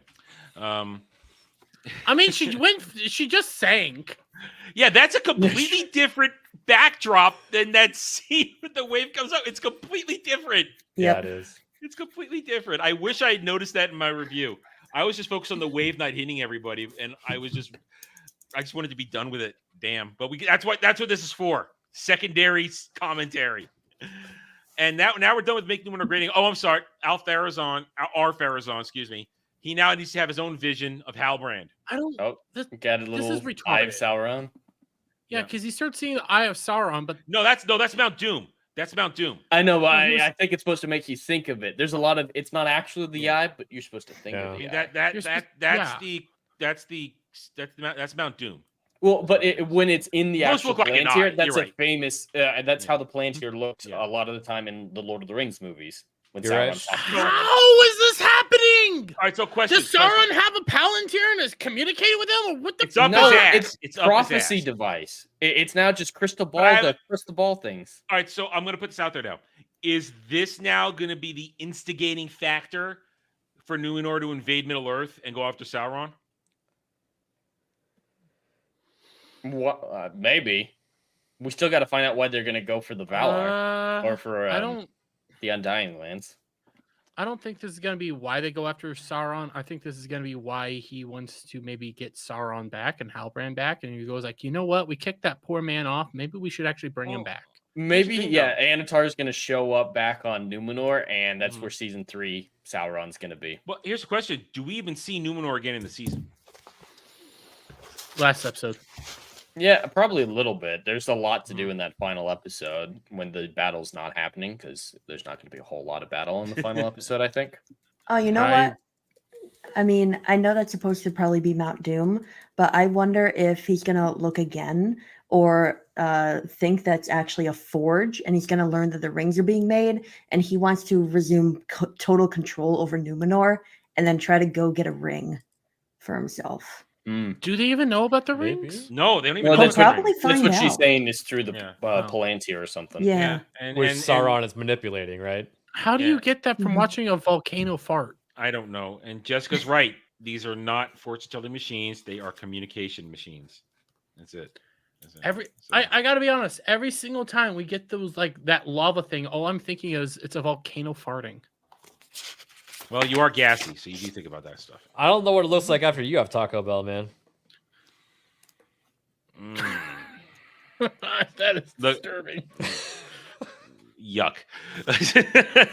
All right. Now, I love this scene because this is the dumbest Galadriel has been all season. She tells Eitr everything. Without hesitation. Yeah, with no prompting. It's just, here's how the rings work. Here's how I gave the ring away. Let's work together. My ring's name is Nenya, by the way. Yeah, I mean, we're gonna do all this together. It's gonna be great, and we're gonna save the world together. And trying to team up with Eitr. That's absolutely what Galadriel would do. Let's join with the army of orcs. To be fair, let's really think this through, though. Let's think this through. Is it a bad move to team up with Eitr?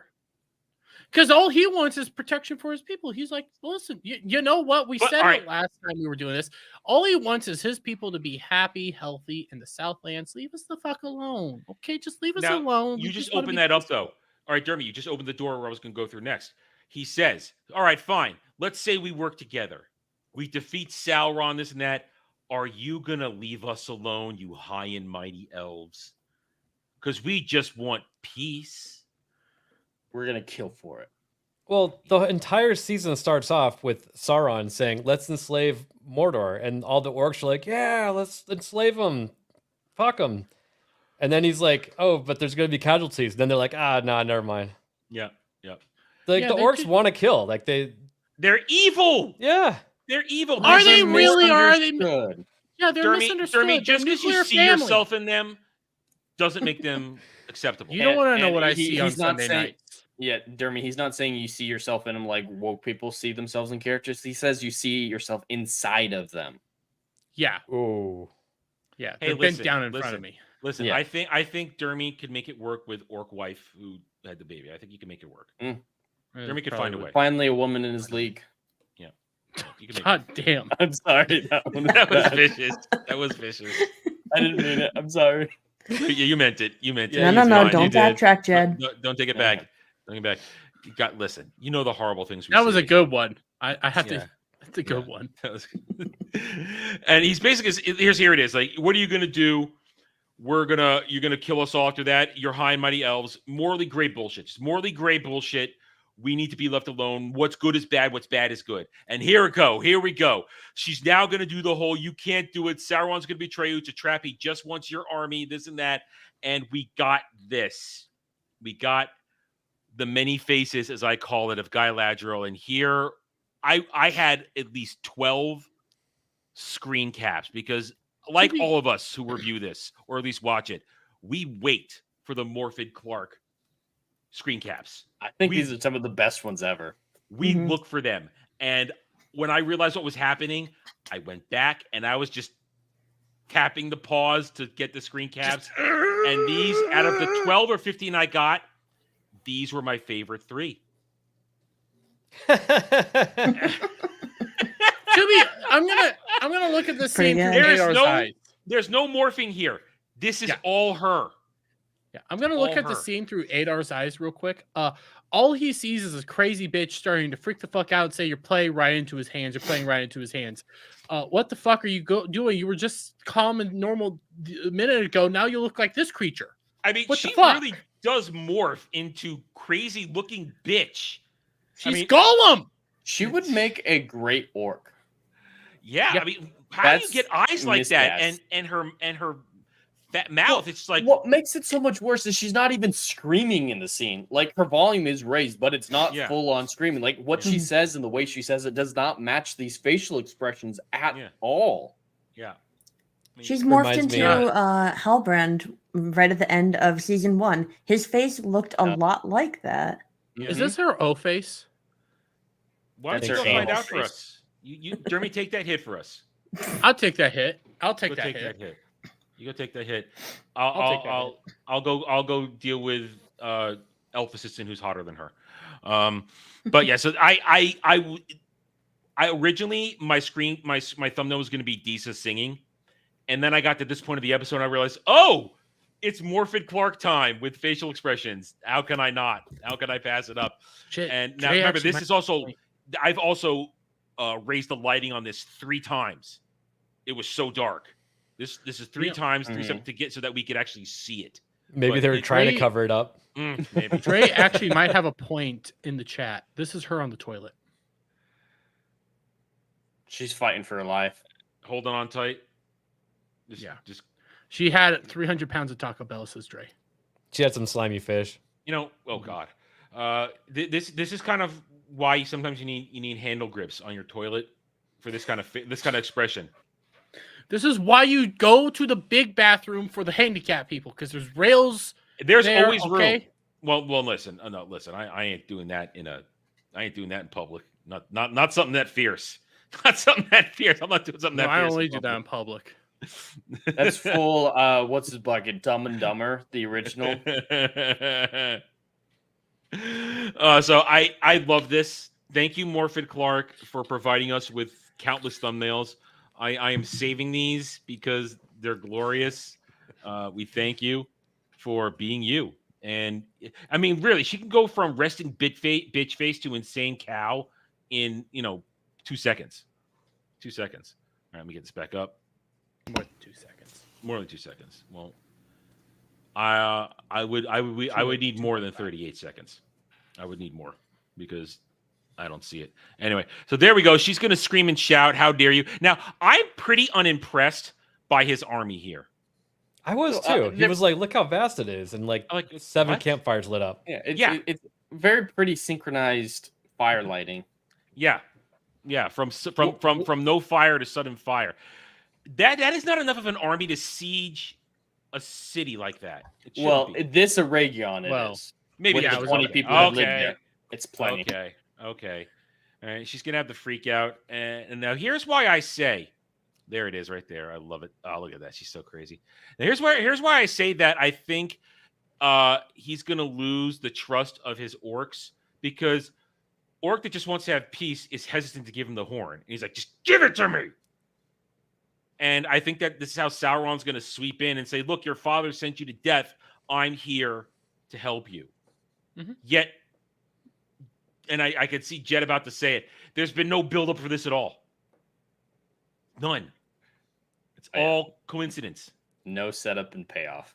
No. What I was going to say is Rachel's comment in the chat is fantastic. The campfires are lit. Mordor calls for aid. That's pretty good. That is Had good. a goblin light them instead of a hoblet. A hoblet? What? Man, you're in good form tonight. A hoblet.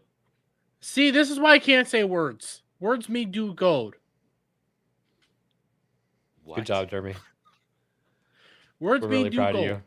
Okay, the army's getting ready, We know but do now we get the final pimp temptation of This is just all this. of Celebrimbor. Can we just jump there? Because We are jumping there. Now, he cuts his hand here. Anybody know why he cuts his hand? wait, did he Blood cut his hand, or magic. did he just start playing with his hand? No, he put a blade through it. Yeah, he sliced his it hand was open. intentional. But yeah, this is just basic understanding of magic. You have to use blood magic. That way you know it's evil. Blood means Oh, evil. I see. He's bad Huh. guy. That's That's all the thinking was here. But yeah, more Sauron's power level being entirely inconsistent. So here comes the almost breakup. He hears shit going on outside. Everybody's freaking out. It's war, it's war, it's war. We're under attack. He's going to go, but no, you can't go out. You can't go out. I'm tired of you manipulating me. He's going to go so far as to push him. Here comes. Leave me alone. There it is. There it is. See, You know we haven't commented on yet? What the fuck is with the bow hair?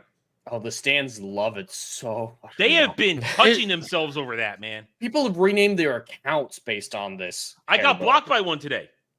I got blocked There's by actually people that like the bow hair. Yeah, there one lady changed her account name to Sauron's hair bow enthusiast. Wait, is that what? Listen. Oh, wait, hang on. Are you saying that that's where he got the mithril? I don't know if that makes sense because He was there. He could have It's probably stolen true. stuff. I 100% believe that might be the case here. But according to the show's logic, you actually need mithril to make the rings. Yeah, and he was there, so he could have stolen some. Yeah, I think I he just just stole assumed some. he stole. Yeah, them. so did I. I just assumed he stole Sauron them. magic. Yeah. What I'm gonna say here, because I'm so broken inside. If man buns are gay, this is 100% feminine bullshit, gayer than the goddamn dude from Agatha. That's saying That's pretty something. gay. Because that twink is gay. Melody Mac words. Fabulous. Backwards. Fabulous. Fabulous. Yep, All right, so that's what I meant. Celebrimbor is going to go outside. He's saying he tries to basically say all the dooms of the future will be on you if you go outside that door. Which is so dumb. He can take a break because he doesn't have mithril, so he can't actually forge them. So let him take a break. It does nothing. Yeah. This scene gets even dumber. Okay, he didn't fully look outside, but he could tell that it was night. Mm-hmm. Yeah. He can tell that the sun is down and the moon is up. And then what happens next is completely retarded. How? How are you get this that fucked up? Because power levels. Because he's in his head. Face here. Oh, god damn it, Ted. Yeah. I didn't. That never occurred to me. Oh, Stan's put that in my head. Really? Yeah. So now, Especially when he man. opens his eyes in a second. Yeah, sure. Blame the stands. and now it's ethically diverse Eregion is okay. Business as usual. Look how pretty everything is. Yeah, Yeah, your it's great. Children are And it's playing. Hey! Children are playing. The two twinks are painting. Those are twinks. Those are twinks. You know Thought those that was are a twinks. girl, actually. No, those are twinks. No, both dudes. No, see, look at all the diverse Diverse. children. Look at that. And of course, even the black child elf can't have Dre- elf hair. Dre, are you still here? Dre, we need you to describe that nappy hair. Why can't he just have nice hair? Why does he have to have? Yeah, I don't know. Because that baby costs fur? money, and they don't have that in the budget. So the diverse children are happy. I think there's going to be a diverse couple going to say I love you, but now it's going to come out. Oh, it's okay. Wait, then why was it so bad? Why was it so bad for him to walk out there? Yeah, you're just going to confuse him and make him feel like he's being manipulated by screaming at him, "Don't you dare leave." Oh yeah, everything's fine. No, because he's going to play on his ego, Jed. You're going to make something greater than the Silmarils. You're going to make the rings. The Silmarils will be forgotten, and all you remember are your rings. Here, take your grandfather. Take this fine bit of mithril I got for you. It's the finest grade. One sniff, and you'll be knowing everything that your grandfather knew and better. This is also the scene where he says when people write about this age, they'll call it the Silmarillions. Or the Silmarillion. No. And this is the second time he says precious too is in this scene. I missed it. I completely missed it. I didn't even pick up on the precious. I missed the precious. I missed it. I would have said it in my review if I saw it. So shit. After you did that whole thing with the it's fucking drugs. Mithril, it's literally drugs, especially when he goes drugs. like it's fine powdered mithril. It's literally drugs, man. Yeah. Literally drugs. I'm surprised he didn't smell it to check how good it was, you know? That would have been glorious. Yeah. That would have been glorious. But now take in the teeth. Great. Yeah. No, this is an Agatha. This is an Agatha. Where they some of the stands are saying that workshop hammer is what's going to be made out of the material for the Ring of Power. The One Ring? Mm-hmm. Really? Maybe. I mean, if they use Galadriel's dick dagger for the 3 Elven rings, might as well use the hammer for the one. Here's the hammer that made the question. Silmarils. Yeah. God damn, I wouldn't be surprised now that you mention it. Shit. I wouldn't be surprised if somehow they make all these interconnecting stories, add in ingredients for the One Ring. Like the Balrog's blood, he puts it in the ring formula. Oh, something in Numenor, maybe the blood of the sea worm, and maybe a Harfoot or the disease that those Mad Max foot of a Harfoot. Just foot of a Harfoot. Just throw a Harfoot of the Harfoot. Get nobody. Go get nobody. Grab him by his goddamn bushy hair and just throw him in the Mount Doom. Wow, Mix that all Jeremy, up control together. your racism. That's racist. No, I'm doing that because he's a Harfoot or a Hobbit creature thing. Oh, because of his race, huh? Yeah, because of his race. Not his skin color. I mean the Hobbit people. Cancel Jeremy for yet another reason. So he's going to send it You know back what? inside. Yeah, I'm racist to hobbits. Fuck me. Wait. So now, basically, here's the setup. Celebrimbor now must rush to make the 9 rings of men while a war is going on overnight, essentially. That's not going to But he doesn't know there's a war. But it's still the whole idea of it is that it's a rush job. Yeah, it's not going to help Sauron get what he wants. So is Sauron able to manipulate the sound in the forge? There's the diverse couple. Because is Sauron going to be able to manipulate the sounds in the forge? Oh yeah, so he can't hear the battle. Yeah, so he can't hear the battle. From what we tell in the trailers, this is where we're going to get Celebrimbor going all the time. He's gonna be losing his shit. But if he's forging the ring and everything, and he's like, but it's peaceful outside, but it's not. He hears all this stuff. Should he? How is this all gonna play out? What's your plan, Sauron? Your power level makes no sense. So what's your plan? Why did the fuck you do any of this when you got ganked, whatever? You got stabbed. What stopped you then? Whatever. Janked, whatever. Okay. Shank. But for this scene here, I just want to point out the stands are drooling over this shot, this transition we're going to see right here. They think it's the greatest thing ever, and I feel like it's revolutionary. I've seen this in 1,000 shows before. It's interesting. It's not bad. They do a good job with it, but it's not the greatest thing ever. And one thing they'll point out too is that his outfit just changed to black too, right? Mm-hmm. Yeah. Oh yeah. Very, very deep stuff here. But I actually saw the behind the scenes of this transition. They did it in real time using the volume. So that's how they did that effect where it goes from day to night was the volume. Yeah. Well, they cheated. They cheated, but that's like a good idea to use the volume for something like that. And then now we get the orc music. This scene right here where the projectiles are flying through the air, actually kind of cool looking. Yeah, it's the orcs got there very quick, but yeah, it's fine. Yeah. The actual scene. All right, launch. Let the war begin. Listen, she likes that. She's into that. Okay. Oh yeah. They just put her back. Well, no, she's only into that if it's Sauron doing it. Hey, she could think about it. And there's episode as things. Oh wait, no, I'm sorry. Got to get the crashing happen. Yep. Sorry. There we go. And it's obvious CGI, but it's actually decent looking CGI. But that's what CGI is for. Yeah. That's what it's for, to do something only like that. Because that you it's can't... dark as shit. If it were during the day, I don't think it would look good. You're probably right. We're done. Oh, thank God. New record for us. I would. It would probably not look good from them, but if you take a look at like Peter Jackson when they were doing the, I can never remember the name of the battle, but outside of Gondor. Yeah, the Battle of the Fields of Pelennor. Yeah, Pelennor Fields. When there's a really good shot of like that, all those being CGI, but when Gondor's launching the debris and stuff and all the broken buildings, there's that really good shot of the one coming down on the really fucked up orc guy and him just looking sidestepping. That looks good. These guys don't have that capability, but no, that was still day-ish. But yeah, so there it is. Nothing. I mean, events happened, but really, this is another empty episode of actual. It could be 10 minutes tacked on another episode. But yeah, this is modern writing through and through. Yeah. I know we're talking about Rings of Power, but take what we saw here and take Agatha. What happened in Agatha? Jack shit. What happened here? Really nothing.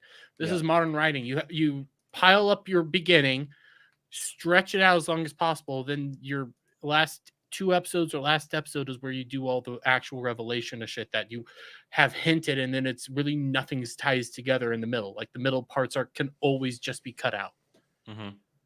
What the fuck's going on with the ends? Nothing. That was pure. Look, Entwives. Did you want to see Entwives? Because Peter Jackson didn't do it, so we did it. Do you think we'll see the Entwives again? No. I thought we would, but that's back in the Southlands, man. Are we going to see Isildur again? I wonder about that. I wonder. And Theo. Remember Isildur's new. You're not going to see Theo again.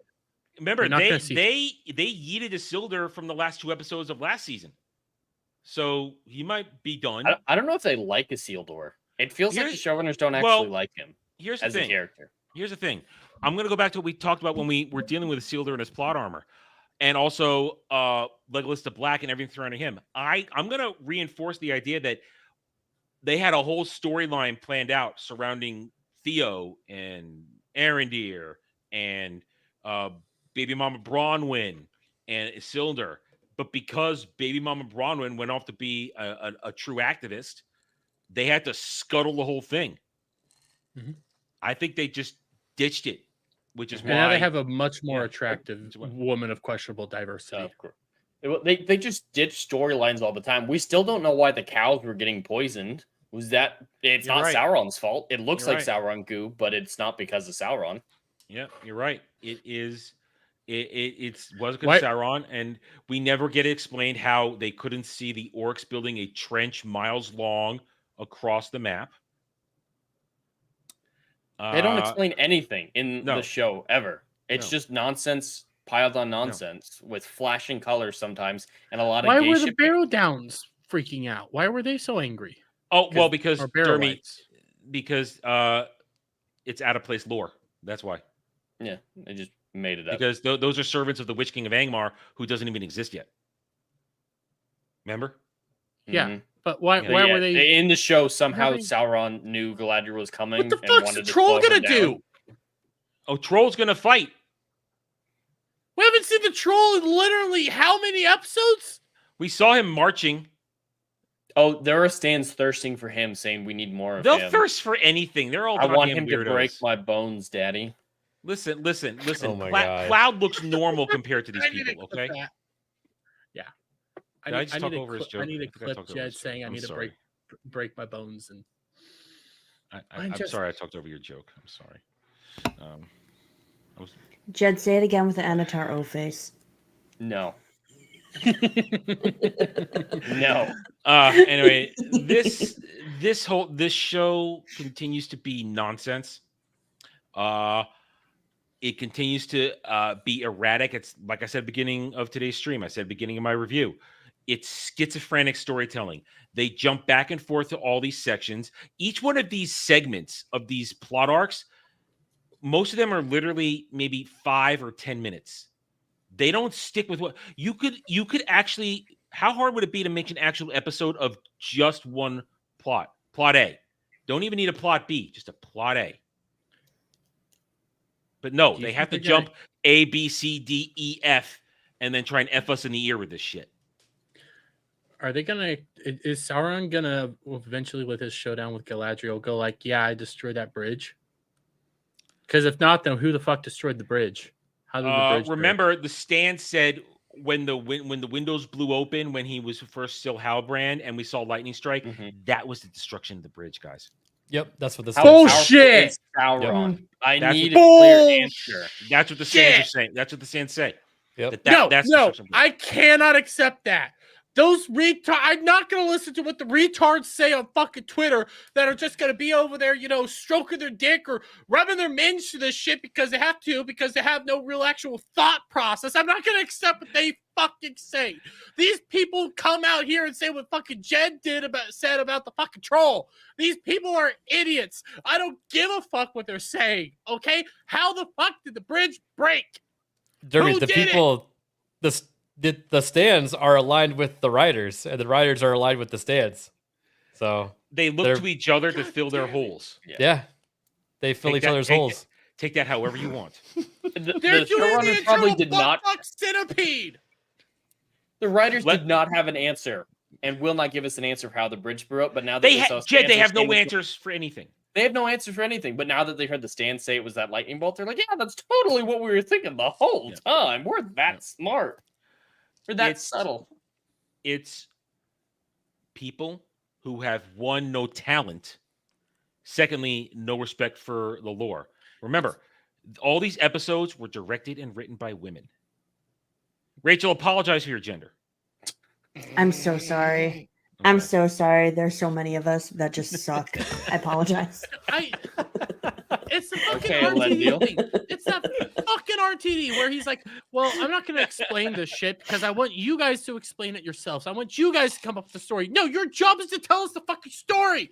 It's Man. your fucking job. Quit taking the goddamn stands. Stands are retarded. They don't know anything. No, Jeremy, Everybody's retarded. You're the one that just doesn't understand. No, the problem is I can't understand because I actually have brain power, shockingly enough. He's so angry. Angry? I But think tell your us how you bigotry's- really feel, Dermy. So angry. Yeah, it's your bigotry. It's getting in the way of understanding the You know show. what? If I'm bigoted towards these people that are goddamn Heil Hitler. Oh my God damn God. it. Wow. If that's bigotry, then fucking I'm going whole board. That's it. All channels are going down. Oh no. Thanks, Jeremy. And Alf isn't even here to And defend we're this done. channel. I disavow Jeremy Wormy. Angie No, Jeremy me Wormy. being smart is what makes me bigoted, then fine. I don't care. I'll cut the hood. And if I'm the one yelling that I'm smart, that's saying something. Listen, everybody, Oh, I'm man. smart. Okay. Oh wow! I was just happy to let him go. You know, just let him get it all out, big fella. Get it all out. I hate these people. I hated them during Doctor Who. I hated them every single fucking day. They ruined everything. Fuck stands. They're not fans. They're people that just like to suck off corporate cock. Oh, Jeremy, take a shot. Yeah, you know what? I fucking need one. Take a shot. Take a shot. Yeah, you deserve it. That was good. I'm proud of you. You did it. There you go. There you go. All right. Final thoughts. Jeremy, you said your final thoughts. Ed, final thoughts. Well, just in general, the stuff that is wrong with all these episodes from both seasons, there's no accounting for time, distance, power levels are all over the place. Nothing is congruent with other scenes or even internally within the scenes. It's all just nonsense. And this episode really exemplifies the nonsense of it. But I do want to tell a quick story about the Rings of Power that I found out about. Hey, have you guys seen the interview with Ishmael Cruz Cordova about the Entwives scene, since we were talking about the Entwives earlier? No, I have not. So a lot of people noticed that he showed emotion for practically the first time in the show when he met the Entwife. Not when his baby mama died, but when the Entwife showed up. And he explained why and how he got into the mindset for that scene. You guys ready for this? I hope so. He said he was method acting because he grew up with a mango tree in his backyard, and he just thought about the tasty mangoes that he used to get off the tree when he was acting with the Entwife. I hate these thoughts! It's the only way he's been able to show emotion. Is thinking about mangoes. Yep. That's why he said that's why he's able to get into the mindset of an elf, of a wood elf specifically. Yeah. You saying that it's how brain aneurysms happen. He is now Mango Lass. He is not You just know how Mango king Lass. of the fruit. Adam, you Gotta know how He is angry king of I the was? fruits. He already is king of the fruits. Adam, you know how angry I was during Elden Ring when I'm getting my ass kicked in by Morgoth and I'm so dead inside dealing with the Godskin duo? I'm more angry at this answer right now. I never thought there was an ability to make me more fucking angry. Thank you, Jed. You're welcome. I'm upset that he method acts with a mango tree when he could have done it with like an oak or like a willow tree or something. That would have been more authentic, don't you think? What the fucking dildo? How about that? I wanted Diddy's dildos. How about that? One of Diddy's dildos. Well, he probably has a couple of them. ABF, final thoughts. I hope they add more trans representation and more gays and all that stuff in the show to make it more entertaining. Well, Femron comes back. Although I will say, Femron's elven armor actually looks good. It's okay. It's the actual most normal looking, legitimate armor we've actually seen in the trailer. When I looked at it, it looks like real armor. It doesn't look like it's not moob armor with pasties or paste-ons, whatever. Well, I think we can all get behind hashtag ROP2White. We can all get behind that tweet. Needs more representation, like ABF said. Yeah. Yep. Rachel, final thoughts. I don't know what else to contribute here. Like everyone else has said it so well. It's a mess of a show. I don't know what else to add. It's so bad, but I am looking forward to when Rings of Power just steals the Voldemort's resurrection scene from the fourth Harry Potter movie, just taking in all of the little bits and pieces, little Easter eggs throughout the show, putting them in a pot together, and that's how he makes the One Ring. Looking forward to that scene. Oh man, I swear to God, I want this all to be true. Everything we predict, I want it to be true. Come of Gandalf, the fucking God damn! All right, we're shutting him down. We're shutting him down. Anyway, next week, Battle Part 1. I kind of feel like we're gonna spend even less time on it because if it's mostly fighting, we'll criticize choreography, move on. Part 1 started tonight. Oh, we'll see what happens. I'm on Jed's side in this. I think 2-part episodes start now. I would love nothing more than to do an abbreviated review next week. I don't want to spend 3 hours doing a review. I really don't. I'd much rather spend 15 minutes. But so I'm kind of hoping that it is, but it'll be what it'll be. But we'll be back next weekend, 8:30 p.m. Eastern. Horny Alpha will be joining us, of course, next time. So remember, guys, check out everybody's channels. Links are in my description below. Links are out there. We thank each and every one of you across all our channels today who joined us. Thank you one and all. We appreciate your support. We don't get to do this without you guys. You are the reason we get to have fun with this because you watch us suffer.